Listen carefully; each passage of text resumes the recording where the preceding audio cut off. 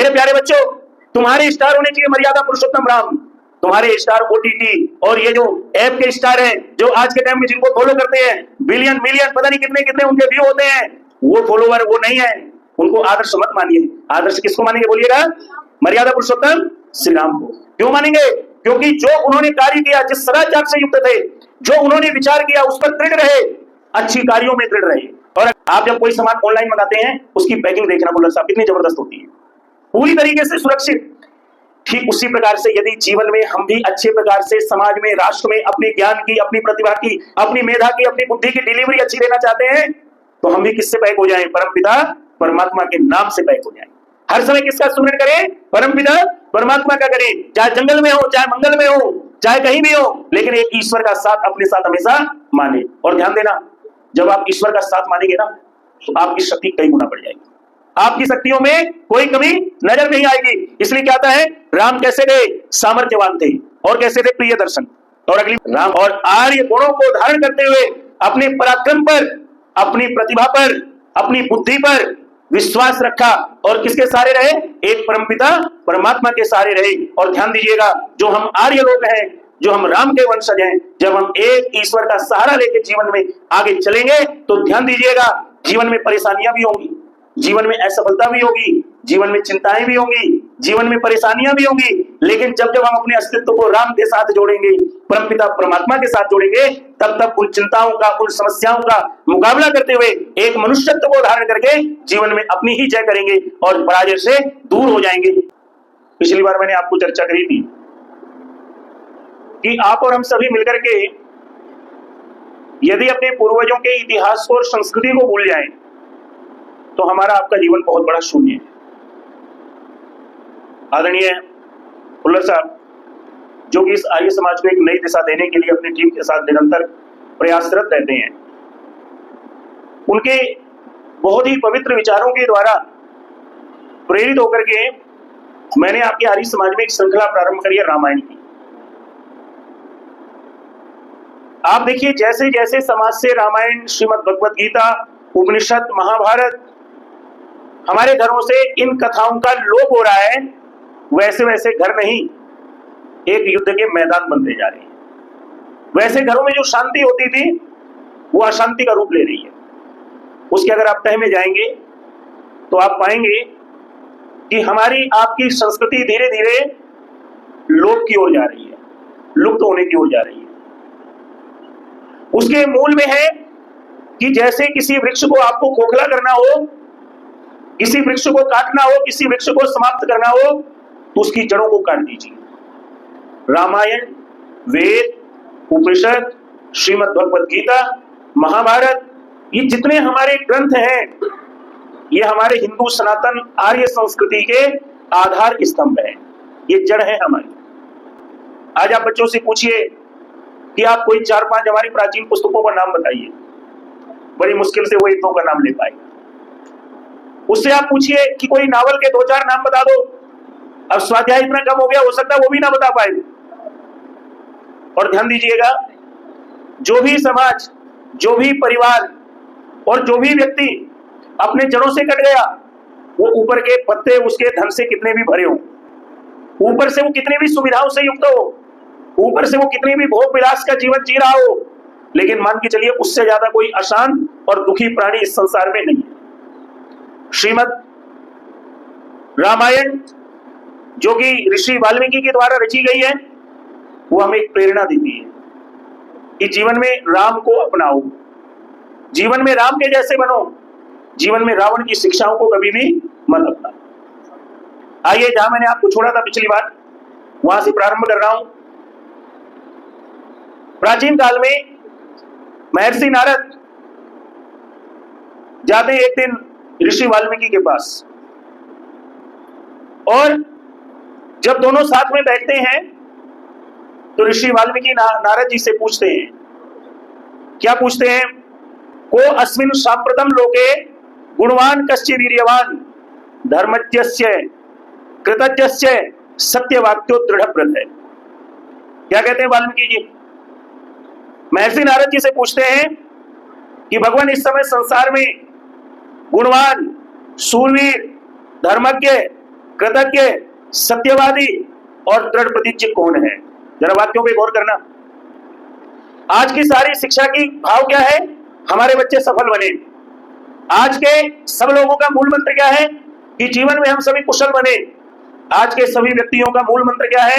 कि जीवन में हम यशस्वी बने। लेकिन ध्यान दीजिएगा, आप खूब शिक्षा प्राप्त कर लें, खूब आप प्रोफेशनलिज्म में परिपूर्ण हो जाएं, अनेक प्रकार की विद्याओं के ज्ञाता बन जाएं और ऐसी ऐसी विद्याओं के ज्ञाता बन जाएं जिससे संपूर्ण मनुष्य जाति का उद्धार हो।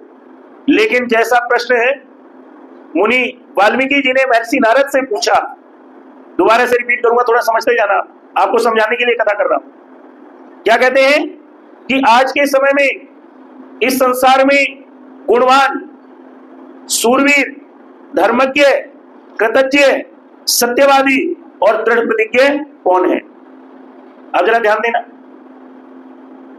श्री राम जो है, अगर उनके जीवन में किसी व्यक्ति ने एक भी उपकार किया हो, बहुत ना किया हो, केवल एक भी उपकार किया हो, तो श्री राम हमेशा उस उपकार का ध्यान देते थे। अगर किसी ने अपकार किया तो उसका ध्यान नहीं देते। इसको बोलते हैं बच्चों कृतज्ञ। ध्यान दो इधर। आपके जीवन में, मेरे जीवन में सबसे बड़ा उपकार किसने किया? माता और बोलिए पिता ने किया। हमारे आपके जीवन में ज्ञान किसने प्रदान किया?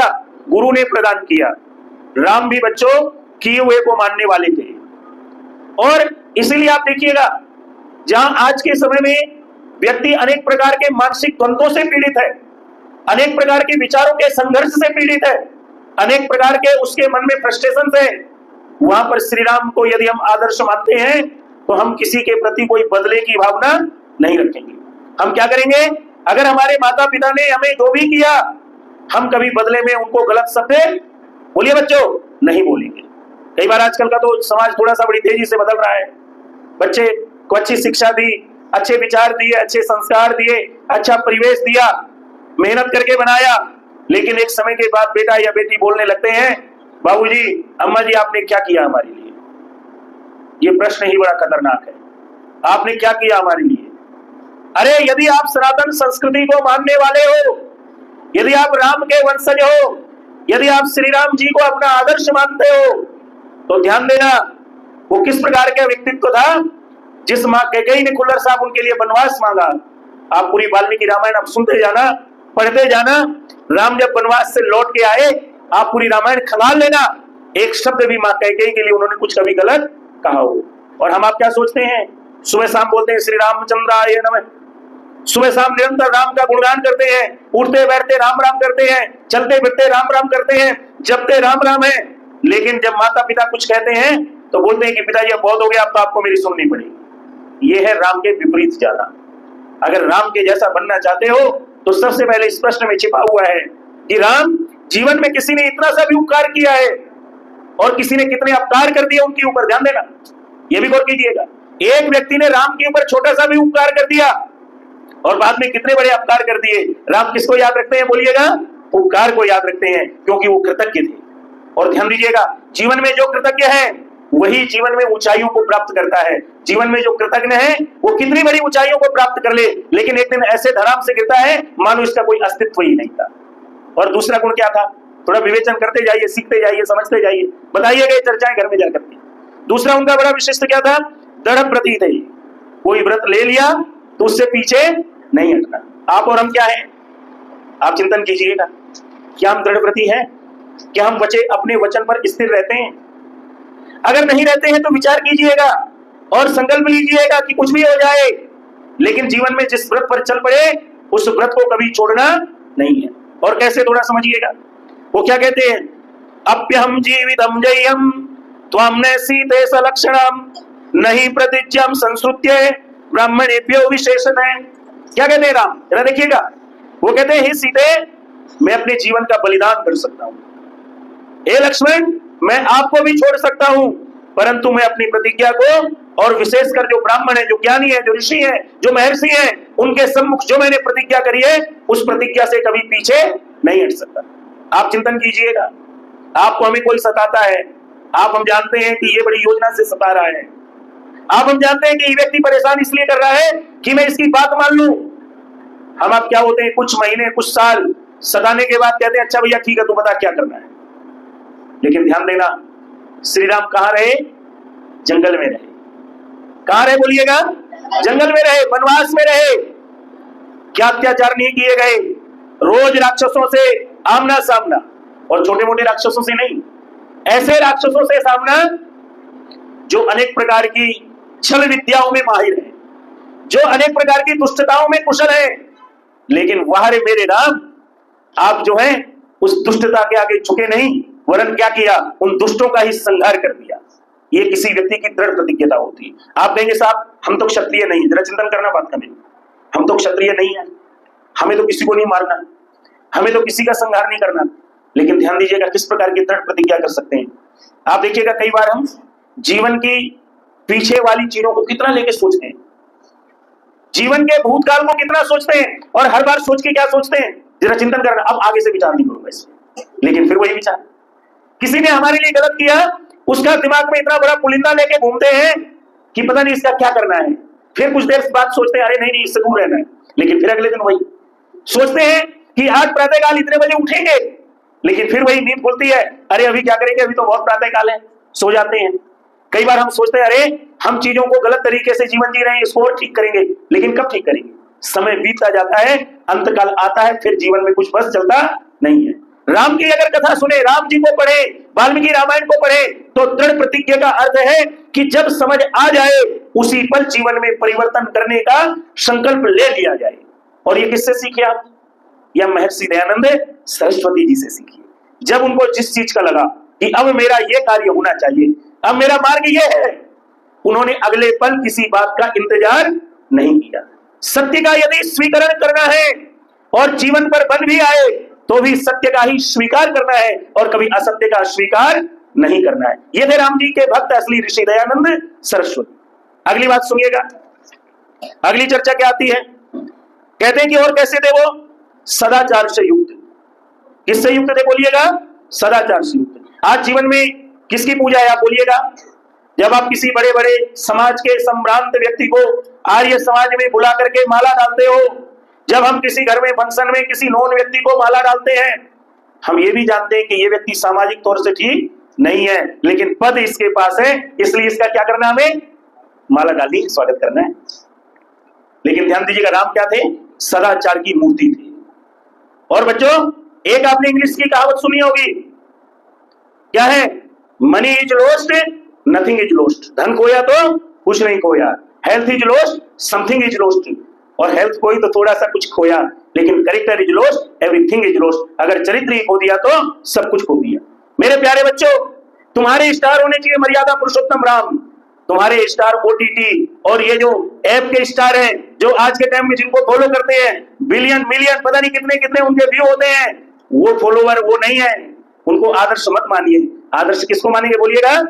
मर्यादा पुरुषोत्तम श्री राम को। क्यों मानेंगे? क्योंकि जो उन्होंने कार्य किया, जिस सदाचार से युक्त थे, जो उन्होंने विचार किया उस पर दृढ़ रहे, अच्छी कार्यों में दृढ़ रहे। और अगली चीज क्या है? सब प्राणियों का हित करने वाले थे, किसी का बुरा चाहने वाले नहीं थे। और अगली चीज क्या है? विद्वान थे, सामर्थ्यवान थे। आप देखिएगा कई बार क्या होता है, हम आप क्या बोलते हैं, जी मेरी हिम्मत नहीं इस काम को करने की, मेरा सामर्थ्य नहीं है, मैं कर नहीं सकता इस काम को। वो एक कहावत सुनते हैं ना, अरे तबीयत से यारो एक पत्थर उछालो तो क्या आसमान में सुराख नहीं हो सकता है? सुना होगा आपने, तबीयत से एक पत्थर उछालो तो क्या आसमान में सुराख नहीं हो सकता है। अगर इस कहावत को देखना हो, वो एक कहावत और बोलते हैं ना, अकेला चना क्या करेगा? अकेला चना बाहर थोड़ी फोड़ सकता है। लेकिन ध्यान देना, जो सदाचार से युक्त है, जिसने अपने सामर्थ्य में विश्वास किया, वो राम है। और उस अकेले राम ने, विचार कीजिएगा, जब कभी आप डरे ना अपनी जीवन की परिस्थितियों में, जब कभी लगे मैं अकेला हूं, मेरे पास धन नहीं है, मेरे पास साधन नहीं है, मेरे साथ कोई नहीं है, तब याद करना राम के साथ कौन था? जंगल में बोलिएगा लक्ष्मण मां सीता के अलावा कोई था? कोई चौथा व्यक्ति था? अगर कोई था तो जीवन का आधार कौन है? परमपिता परमात्मा। एक और चिंतन कीजिएगा, आज के टाइम में जरा थोड़ा सा, आजकल हम लोग क्या करते हैं, ज्यादातर सामान ऑनलाइन मंगाते हैं। मेरे को थोड़ा सा एक उदाहरण याद आया ईश्वर भक्ति का, थोड़ा ध्यान देना, चिंतन करना आप लोग। आप जब कोई सामान ऑनलाइन मंगाते हैं, उसकी पैकिंग देखना बुल्लर साहब कितनी जबरदस्त होती है, पूरी तरीके से सुरक्षित।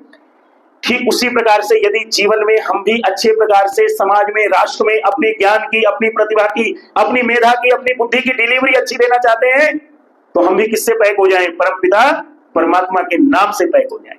हर समय किसका सुमिरन करें? परमपिता परमात्मा का करें। चाहे जंगल में हो, चाहे मंगल में हो, चाहे कहीं भी हो, लेकिन एक ईश्वर का साथ अपने साथ हमेशा माने। और ध्यान देना, जब आप ईश्वर का साथ मानेंगे ना, तो आपकी शक्ति कई गुना बढ़ जाएगी, आपकी शक्तियों में कोई कमी नजर नहीं आएगी। इसलिए क्या आता है, राम कैसे थे?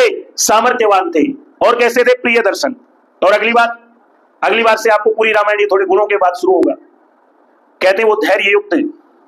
अब ये प्रश्न है जरा किसका, सुनिएगा।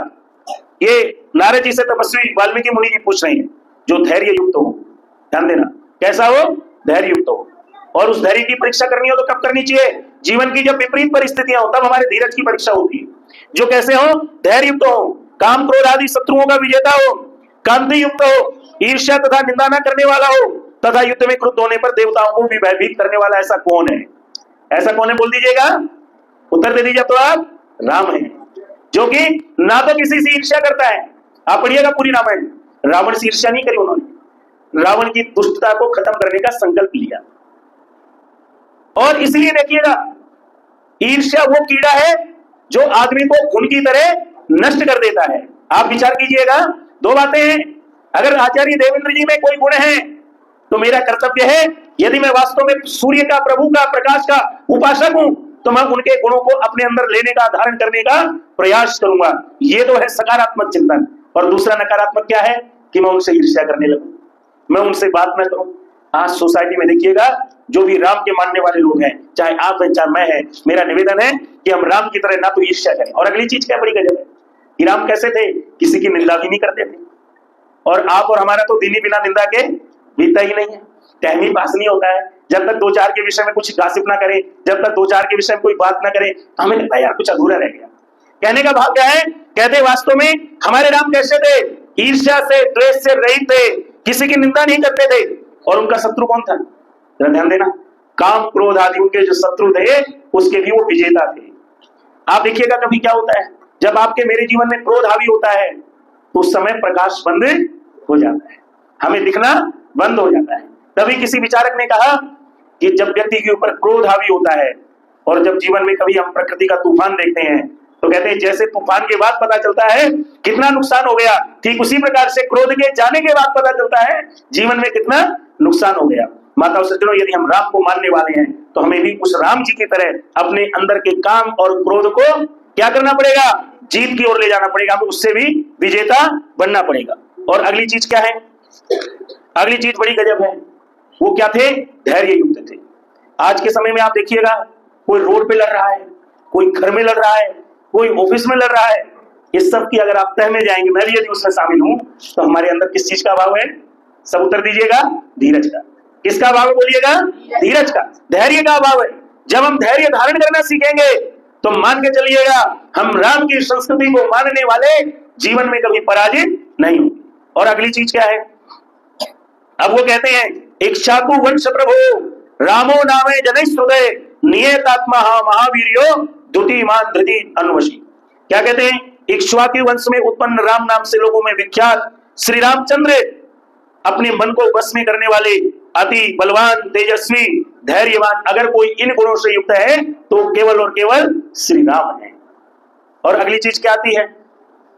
ध्यान दीजिएगा, कहते हैं सर्वदा भी कदय सद्वी समुद्री व सिंधु भी। मैं आपको वाल्मीकि रामायण सुना रहा हूं, जरा गौर कीजिएगा। सर्वत्र भी कदय सद्वी समुद्री व सिंधु भी आर्य सर्व समश्चैव सदैव प्रिय दर्शन। बस ये अंतिम चीज है आज की, थोड़ा ध्यान से सुनिएगा। कहते हैं जिस प्रकार नदियां समुद्र में पहुंचती हैं, जरा गौर करना, क्या वाल्मीकि जी की रचना है। जिस प्रकार नदियां समुद्र में पहुंचती हैं, उसी प्रकार उनके पास सदा सज्जनों का समागम लगा रहता है। वे आर्य हैं। क्या है? बोल दीजिए, आर्य है। राम क्या थे? आर्य थे। राम कौन है? बोलिए, आर्य है। और कैसे आर्य है? समदृष्टि है, प्रिय दर्शन है। एक वेद का मंत्र आता है, जो हमारा एक नारा है। क्या है? इंद्रम वर्धन्तु अप्तुरः कृण्वन्तो विश्वमार्यम अपग्नन्तो अरावण है। क्या मतलब हुआ इसका? कहते हैं यदि हम आर्य हैं तो हम क्या करें, अपनी आत्मा को दिव्य गुणों से अलंकृत करें। किन गुणों से करें, बोलिएगा, दिव्य गुणों से। हम अपने अंदर डिवाइन जो अच्छी बातें उनको धारण करें और क्या करें, तत्परता के साथ कार्य करते हुए, शत्रुओं को दूर भगाते हुए, गणवंतो विश्वमार्यम, संपूर्ण विश्व को क्या बनाए, आर्य बनाए। स्वयं भी आर्य बने और संपूर्ण विश्व को भी आर्य बने, और आर्य बनाते हुए समस्त जगह बिचरे। अब आप कहेंगे ये आर्य कौन है, जरा आप चिंतन कीजिएगा, ये आर्य कौन है। आप अगर चिंतन करेंगे तो एक वेद है जो कहता है कि मनुष्य क्या है, आर्य है, और निरुक्त कहता है कि आर्य जो है वो ईश्वर के पुत्र है। हम किसके पुत्र हैं, बोलिएगा, परमपिता परमात्मा के पुत्र हैं। आप और देखिएगा, कोई मोहम्मद का पुत्र है, गौर करना जरा बात को, कोई ईशा का पुत्र है, लेकिन हम किसके पुत्र हैं, परमपिता परमात्मा के पुत्र हैं। और इसीलिए राम जी को अगर आप देखेंगे तो जीवन में जितनी परीक्षाएं उन्होंने दी, मेरे ख्याल से पूरे मनुष्य समाज के इतिहास के अंदर इतनी परीक्षाएं और किसी ने नहीं दी। और इन परीक्षाओं में ध्यान देना, उन्होंने किसी नकल का सहारा नहीं लिया, उन्होंने किसी ऐसे चीज का सहारा नहीं लिया कि परीक्षा पास हो जा सके, उन्होंने किसी अन्य गलत कार्यों का सहारा नहीं लिया, क्योंकि वो आर्य थे। और आर्य गुणों को धारण करते हुए अपने पराक्रम पर, अपनी प्रतिभा पर, अपनी बुद्धि पर विश्वास रखा, और किसके सहारे रहे, एक परमपिता परमात्मा के सहारे रहे। और ध्यान दीजिएगा, जो हम आर्य लोग हैं, जो हम राम के वंशज हैं, जब हम एक ईश्वर का सहारा लेकर जीवन में आगे चलेंगे तो ध्यान दीजिएगा, जीवन में परेशानियां भी होंगी, जीवन में असफलता भी होगी, जीवन में चिंताएं भी होंगी, जीवन में परेशानियां भी होंगी, लेकिन जब जब हम अपने अस्तित्व को राम के साथ जोड़ेंगे, परमपिता परमात्मा के साथ जोड़ेंगे, तब तब उन चिंताओं का, उन समस्याओं का मुकाबला करते हुए एक मनुष्यत्व को धारण करके जीवन में अपनी ही जय करेंगे और पराजय से दूर हो जाएंगे। ये रामायण हमें सिखाती है। आप सभी का धन्यवाद। अगले